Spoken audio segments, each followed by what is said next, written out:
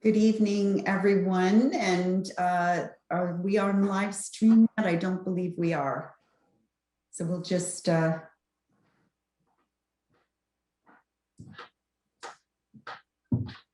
Ross, are we ready to go with our YouTube?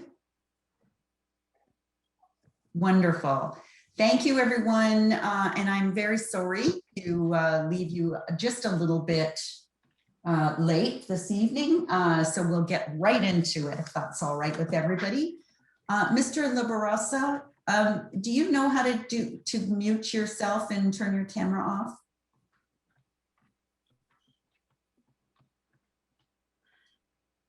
That's wonderful. Thank you. That's fine. If you can't, that's perfect. Thank you so much. Just so that the YouTube folks can see the members of council. I really appreciate that. Thank you. I'm amazed how everybody has adapted so well to the YouTube, although we've had quite a bit of practice.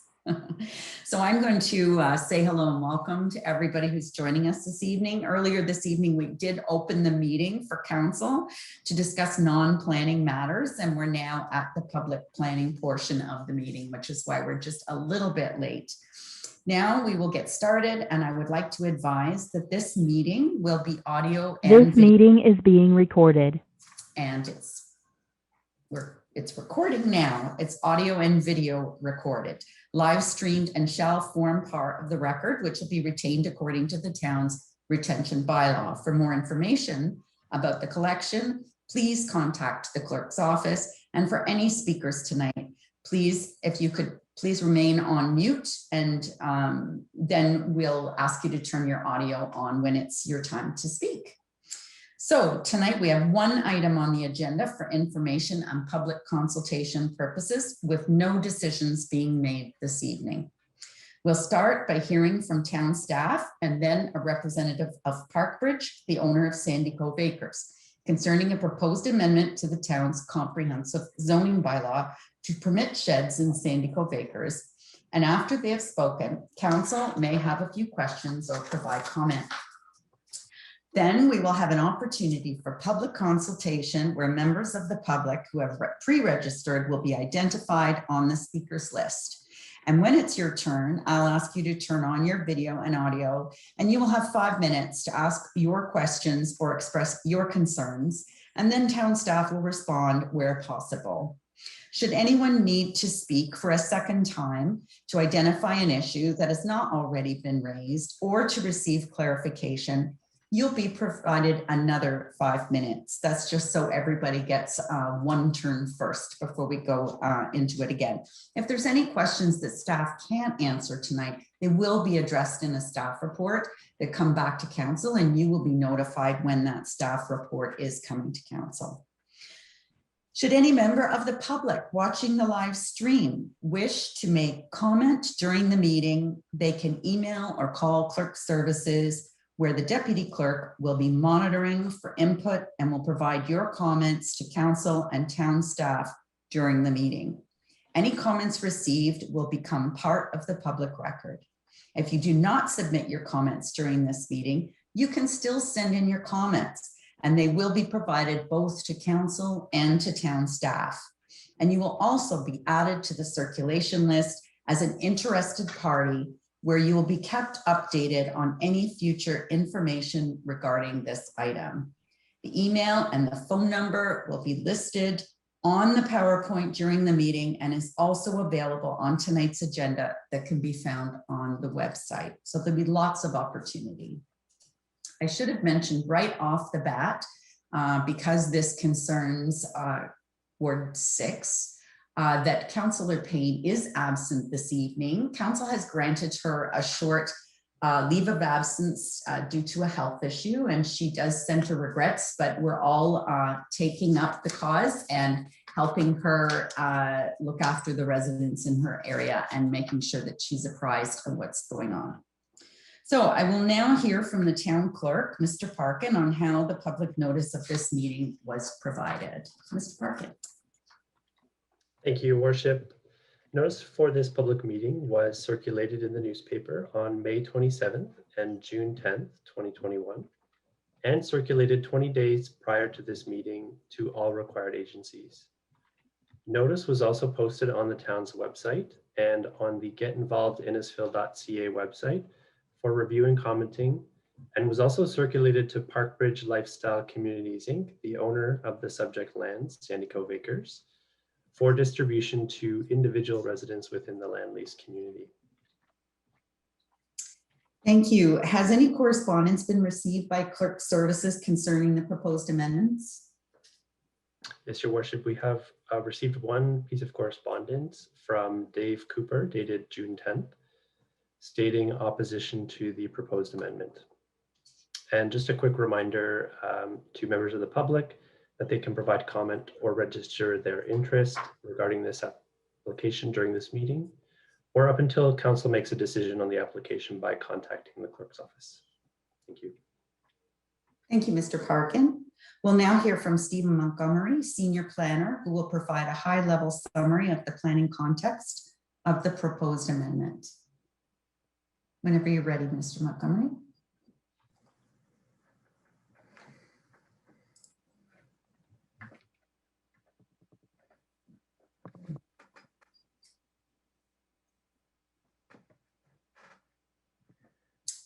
You're not Mr. Montgomery. Hi, Mayor Dolan. I will be doing the presentation. Steve will be available for questions afterwards. My name is Tumaj Hachinas. I'm a development coordinator with the town. So I'll begin the presentation. Welcome, Tumaj. Thank you. So Mayor, Deputy Mayor, members of council, staff, and the public, the purpose of this public meeting is to consider a proposed zoning bylaw amendment to section 4.1.2, subsection A4 of the town's comprehensive zoning bylaw number 080-13. This application is numbered D18-2021-001. Slide, please. The subject of this zoning bylaw amendment are the properties that make up Sandy Cove Acres and are owned by Parkridge, which are located at 983 and 908 Lockhart Road. Slide, please.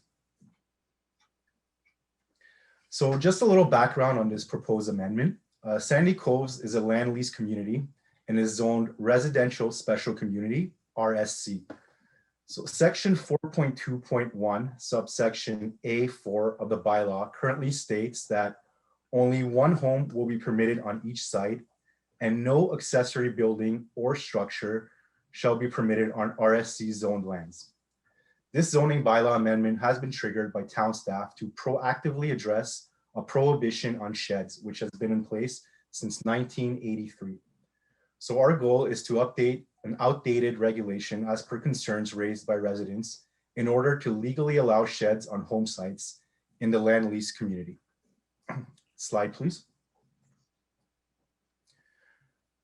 So the purpose of the zoning bylaw amendment is to update the townwide comprehensive zoning bylaw of Innisfil to make changes to allow for one accessory storage shed per land lease home site, subject to certain regulations.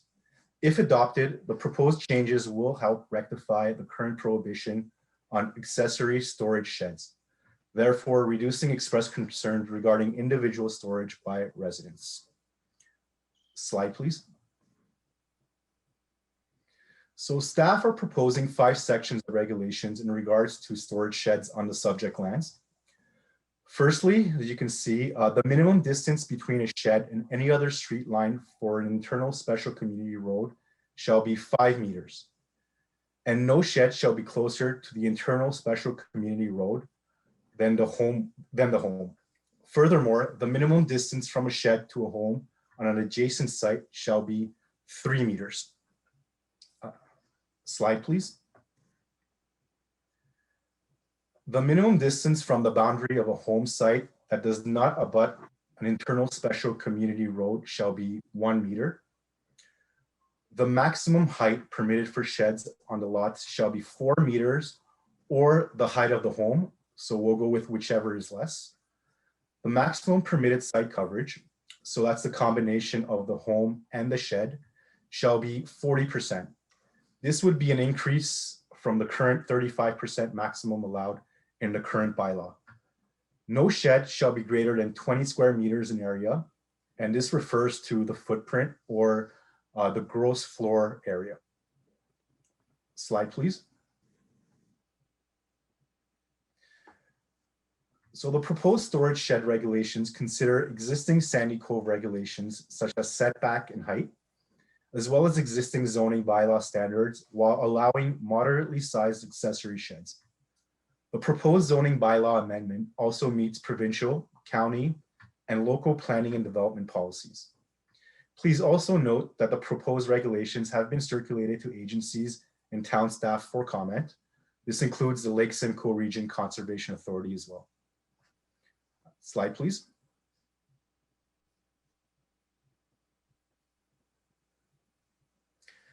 So in terms of comments received, we have received feedback, questions, and concerns through our Get Involved page and via email.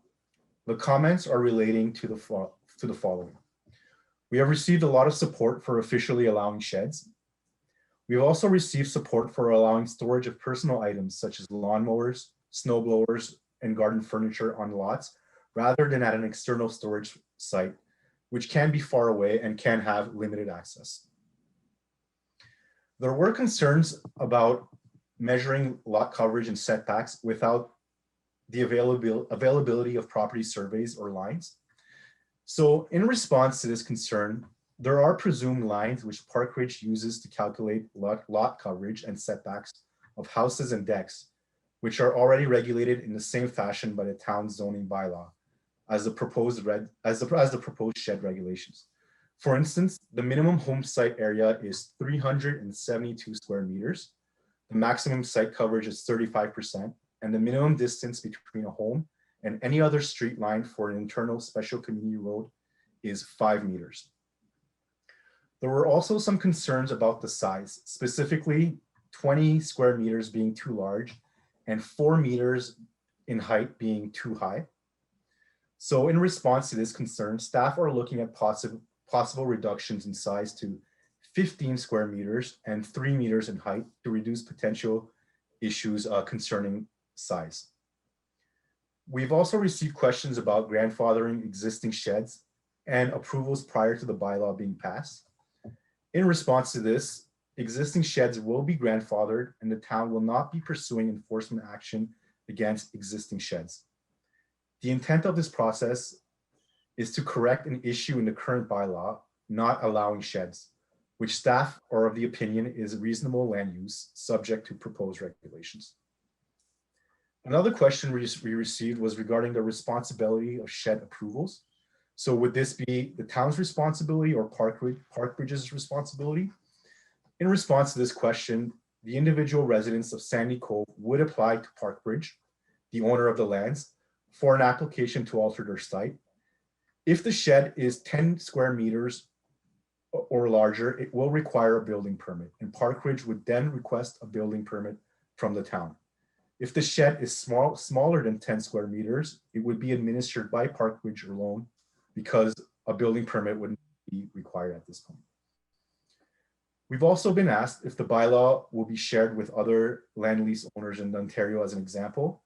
So in response to this, this bylaw is correcting a site-specific technical issue with the town's zoning bylaw in place since 1983 and is considered a local housekeeping matter. However, if other municipalities are interested, staff would be more than willing to share information received and the bylaw as well. Slide, please. So in terms of next steps, staff will review and consider all comments received on this application and report back in a subsequent report to be provided to council at a future date as early as June 23rd, 2021. Slide, please. So this concludes staff's presentation on the matter. We will be happy to field questions and comments after Park Ridge has had the chance to speak. Thank you. Thank you very much. Now I'm going to try the last name, and please correct me if I'm wrong. Mr. Hajanas? Close? Yeah, Hajanas. Thank you. Thank you. Thank you for that great presentation. I know it's daunting sometimes being your first one. And I would ask now that Ms. Whitaker, who is here she's a senior property manager on behalf of Parkridge, the owner of Sandy Cove Acres, in regards to the proposed amendment. Ms. Whitaker, I thought I saw you earlier. If you could turn on your video and unmute yourself, and the floor is yours. Welcome. Yeah, we're still, we're not hearing you, and I don't see a mute. So it might be some other issue with your speaker.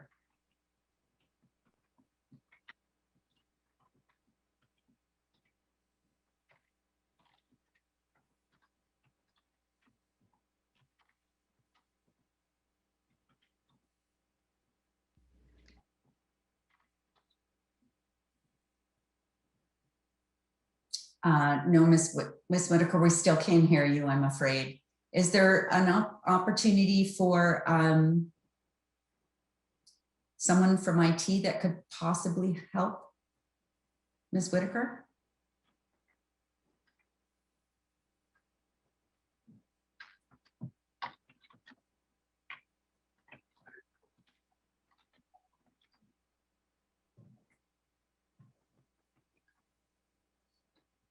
Okay, so I see she's got her mute button on now. Maybe she can give it another try, unmute herself and see if that works.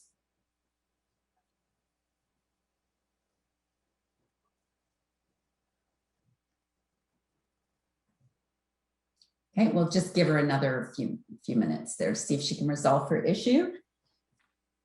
In the meantime, while that's happening, does any member of council have any questions of clarification that perhaps Tumaj or Mr. Montgomery can respond to? Councillor Waters?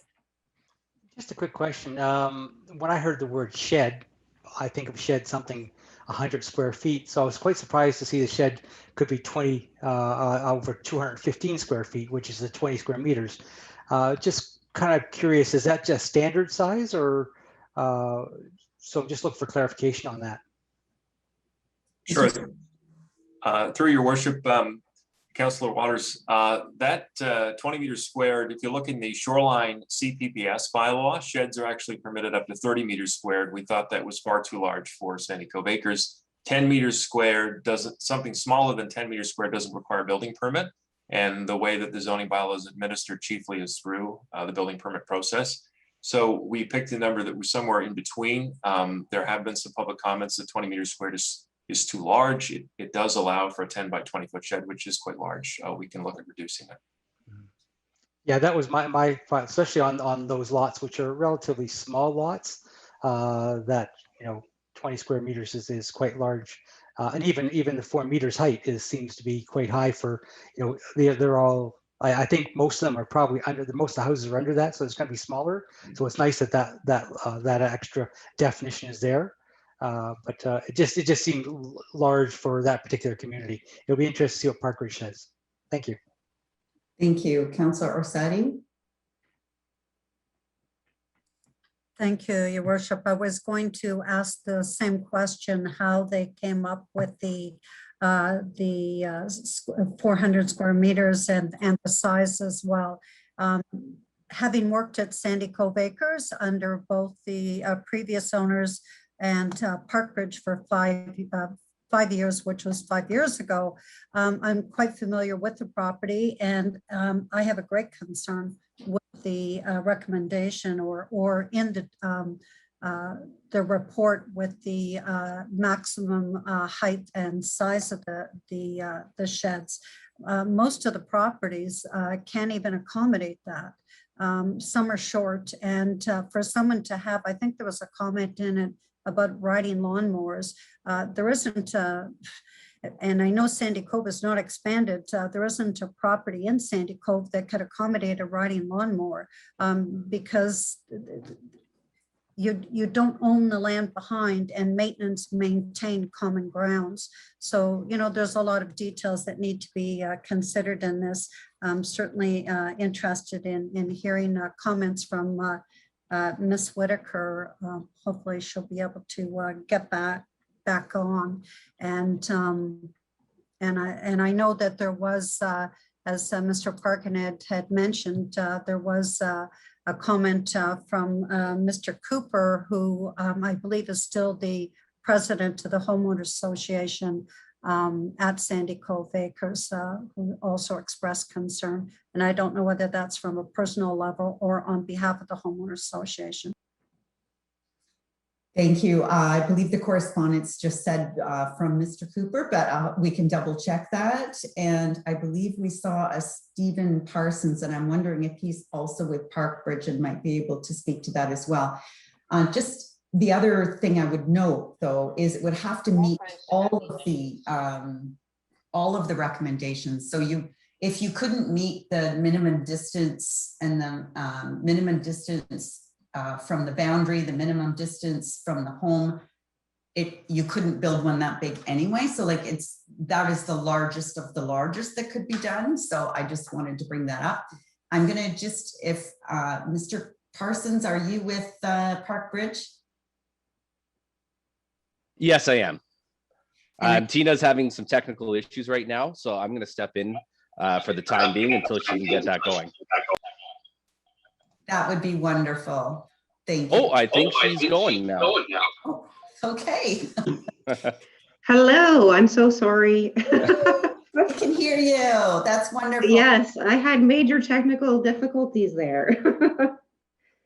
I just wanted to say, I know you guys could see the video earlier. I was saying that on behalf of Parkbridge, we're supporting the town's efforts to. No, she's frozen.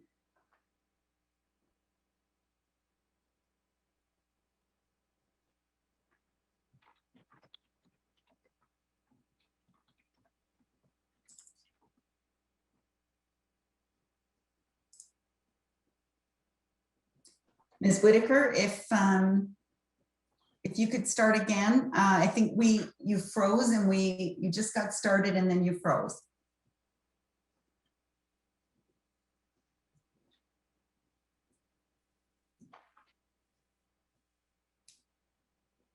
Or we can ask Mr. Parsons to step in again.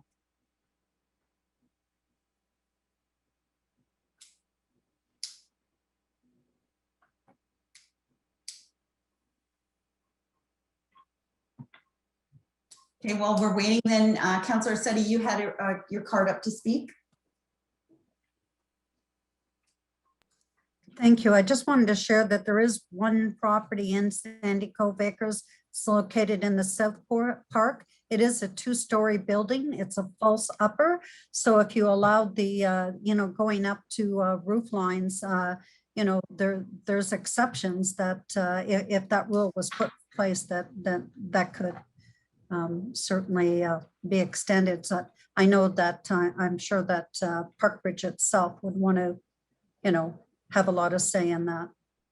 Yeah, absolutely. But it does say 4 meters, whichever is less. So it would be the lesser of the two. So if it was, but I understand your point that, you still think it's too large, and I understand that. Ms. Whitaker, how are you doing there?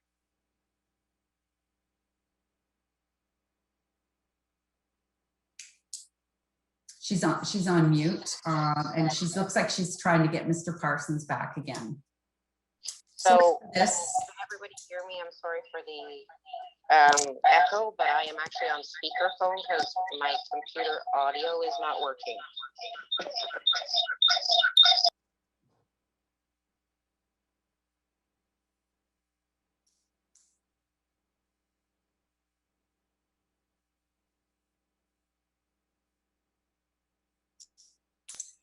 I'm going to take over for Tina, if that's okay.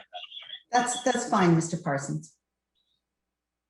Okay, let me know when I'm up here. You're up. It's all perfect. Well, I'd like to thank everybody on behalf of Parkbridge for coming out today. We fully support the city and their amendment bylaw. We at Park Ridge would like to see sheds on the property as well, and we're open for discussion. And here to answer any questions that you may have. Thank you. Questions or comments for Mr. Parsons? Mr. Parsons, you heard a bit, might have heard a bit of the comment before that some councillors are concerned that the maximum size is too large for the lots at Sandy Cove. Did you want to comment on that? Yes. At Park Ridge, our standard shed size across our properties is 10 by 10. We do have a little bit of a smaller lot sizes and Sandy Cove acres. So we want to make sure we're not getting too excited with our sheds. So right now our standard is 10 by 10. We, depending on the situation, we'd be able to go up to 15 meters squared. That would be through our application to alter. We will be getting together a maximum height as well that we will allow, because we don't want to get in that same situation as you brought up as well with a 2-story coming up to the top of the house. We have our own policies and procedures with Park Ridge that way, but we fully support the shed bylaw. Thank you. Any other questions or comments for Mr. Parsons? Deputy Mayor? Thank you, Your Worship. Yes, I'm glad to see you working with us on that one and with the people there. Yeah, I think the height, my concern with having that height of 4 meters, even 3 meters, I worry about a senior reaching for something down, it's coming down, tumbling down on top of them. That would be a concern of mine with the higher sheds. And I'm glad you have the 10 by 10 possibility and with the smaller lots. But as Councillor Asadi was saying, I remember on the north side, there's some pretty big lots that friends of mine had there, and they had a riding lawnmower. And same on the south side, there were some large lots on the outskirts, and they had riding lawnmowers. So they do use them. And if somebody's got a disability, I mean, it's fantastic for that. So let's just work together and see where we go on this one. Thank you. Definitely. Thank you. Any other questions or comments from council? If not, we're willing to work with larger lots right now. Great. Thank you, Mr. Parsons. We'll now hear from those members of the public who have questions regarding the proposed amendment before council votes on receiving the report and all comments provided during this meeting. And of course, that's all we're doing tonight, is just receiving comments. The speaking order is now on the screen. When it's your turn, well, we have one, so I'm not going to read this whole script. I just like to take a moment to say that, you know, this meeting is a public meeting under the Planning Act, so it's very prescribed on how we go through these processes in order to make any changes as far as zoning bylaws are concerned. So that's why it seems a bit scripted. But I'd like to now welcome Joseph Laborasso to make any comments he would like to make. And also compliment him on the wonderful decorations you had on your home for the decorating your home contest. Well, thank you very much for that. Thank you. We enjoy our decorating, or my wife Susan does very much so. And, you know, everything that goes along with it, including our gardening. And I guess speaking of gardening, I would like to mention that I do have a riding type of tractor. So I do need a lot of space. I also want to commend the council in basically proposing this amendment to allow sheds here. Definitely, this will definitely clear the air concerning this issue. I don't really have much other than a possible concern, not necessarily the size or heights, but one concern really is the minimum distance of 3 meters to an adjacent building. My major concern is that I feel that the minimum distance should be increased.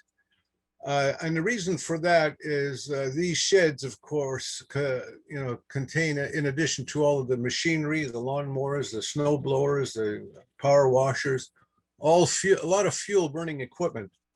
And basically, I'm really concerned with safety, fire safety. And to me, 3 meters to, and my interpretation to an adjacent structure would be the neighboring building or even the actual homeowner's property. Doesn't provide for a lot of fire separation.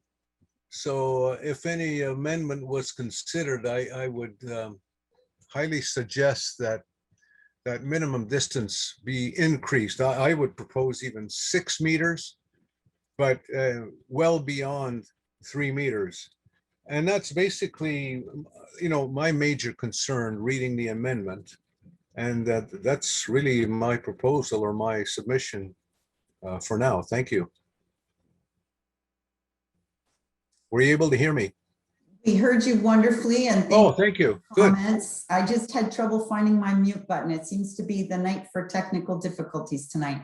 Isn't technology wonderful? Yes. Yeah, when it works. Thank you, Mr. Laborasso, for being here this evening. Much appreciated, and providing your comments. And they will form part of the public record, and staff will address them with the staff report, and you'll be advised when that's coming back to council. Thank you. Aiming for the 23rd of June. We want to also want everybody who's watching to know this is lightning speed for this kind of thing. So I want you to know that staff are bending over backwards to make these amendments for you, given the, you know, all the concern we heard from residents. So I'll ask now if there's been any emails or telephone calls has been received by the clerk's office during this public meeting.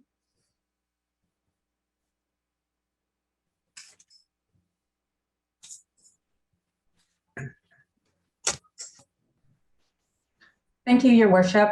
We have not received any calls or emails throughout the course of this meeting.